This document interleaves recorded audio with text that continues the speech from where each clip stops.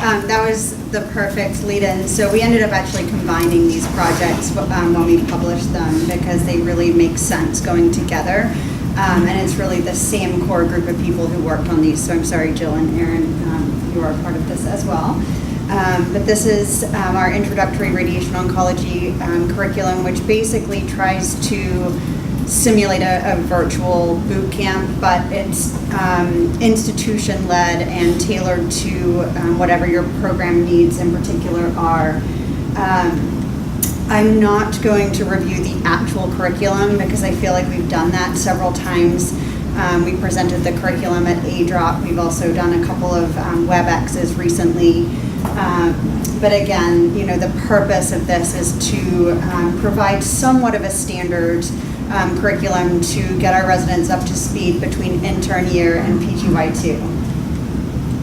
The lectures that we are providing, or I should say sessions that we're providing as part of this curriculum, it's a 7-part course. There are lectures on basically everything that was identified in the needs assessment. So it's a really logical next step from the needs assessment. So we're doing an introduction, which really is just a lecture session.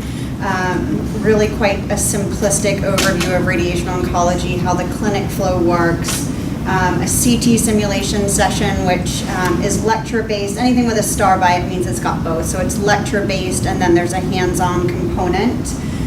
Same with contouring and treatment planning, and that's because every institution uses a different system. So you can make it your own, no matter if you use Eclipse or Pinnacle or any other in-house software. There's a really short physics QA session. We didn't overburden incoming residents with physics or radiation biology. We feel like they're going to get that later on in the year. And we kept this really practical, so it's showing them like what are the phantoms, what are the water baths, when are they used, and then there's an option to sort of go hang with the physicists afterwards and actually see these things. For patient setup and verification, we've made a video of taking a port film, taking a KV pair, taking a cone beam, and how you view these at the machine, and then residents can go and see that as well. And then, of course, a radiation oncology emergency session. For this year, we have both pre-test and post-test surveys, which obviously, you know, everybody sort of hates doing surveys, but they're so important to continue to improve this curriculum and also to make this into a scholarship so that we can publish these endeavors. So I was just going to walk through some of the survey components. So we have both a pre-test and a post-test. Like Jill was saying, you know, you have to really know if this is actually helping people, and the best way to do that isn't just to ask them, did it help you? We're going to also incorporate some knowledge questions in here too. So the pre-test, this is just an example, asking people how they learn best, and then how prepared did they feel prior to taking this course to do each of the components that we're sort of you know, telling them how to do. Yes, this is a continuation.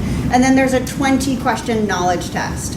Oh, I'm sorry, this was the post-test, I just muddled myself. So then we ask them how prepared they are after they do the curriculum. And then there's the 20-question knowledge test, which is repeated both pre-curriculum and post-curriculum. And all of these items are things that are covered quite comprehensively within the lecture series.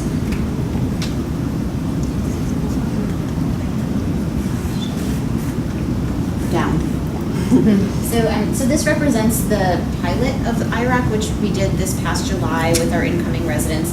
And so it was piloted at 4 institutions, at VCU, at Mass General, at UChicago, and at Miami. So it represented only 15 PGY2 residents. But you can see before and after the curriculum that we see improvements in terms of residents' reported preparedness to do each of the components that we've talked about.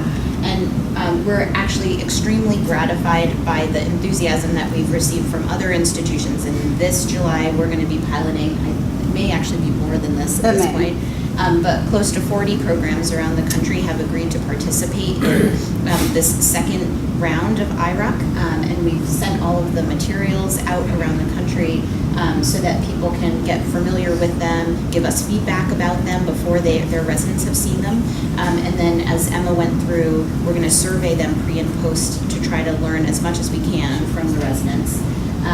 And this represents, I think, a big expansion in terms of the number of residents that we'll be able to survey, so I think we'll learn a lot from that. And then this is, I guess, just a plug. To show that scholarship. But this represents the combination of We're allowed to plug ourselves.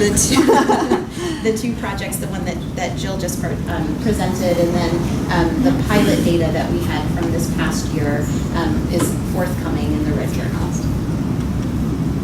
So our hope for the future is that we'll be able to, over time, increase program participation and quality of the training program, and to use this as an example of resource sharing, because there's many things I think that programs can learn from one another, and there are a lot of specialty levels of knowledge that exist in small programs and large programs, and we should be doing more knowledge sharing, so we're hoping that this is just the beginning of being able to do that. And one of the things that we've talked about, because the feedback from Jill's study is that residents do want to hear about this information up front, but they also want reinforcement once they're in the clinic. And so we've discussed having some WebEx refreshers that residents can call into, regardless of the size of the program, to ask questions and to go over some of these basic components once they're in the clinic setting. And that's something we're going to integrate through the Harvard program this year, which is that we're going to have essentially office hours after the first few days of clinic, and then again over time, so that people can kind of drop in and get those questions answered and reinforced. And the other thing that we're hoping to do over time is to actually be able to consolidate this information into a handbook for residents, so that when they start on the first day, they can take it with them into the clinic.